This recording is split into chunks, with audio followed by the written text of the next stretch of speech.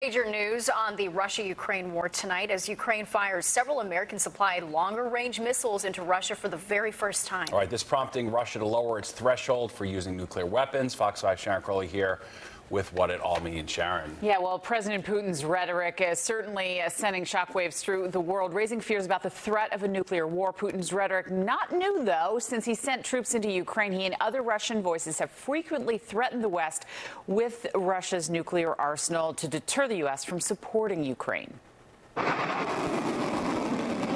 Tensions rising in the war between Russia and Ukraine. Ukraine struck military targets inside Russia for the first time using American-made long-range missiles.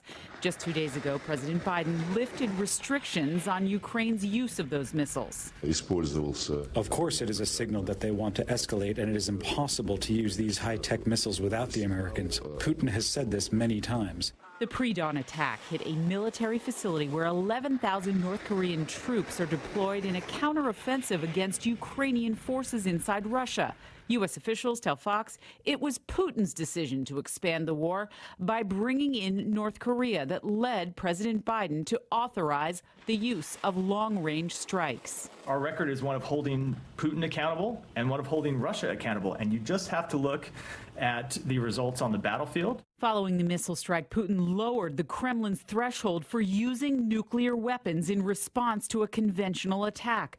President Biden is in Brazil at the G20, but a Pentagon spokesperson responding to Russia's latest threat. We aren't surprised by Russia's update to its nuclear doctrine. It's something that they've been signaling that they intend to update over the last several weeks.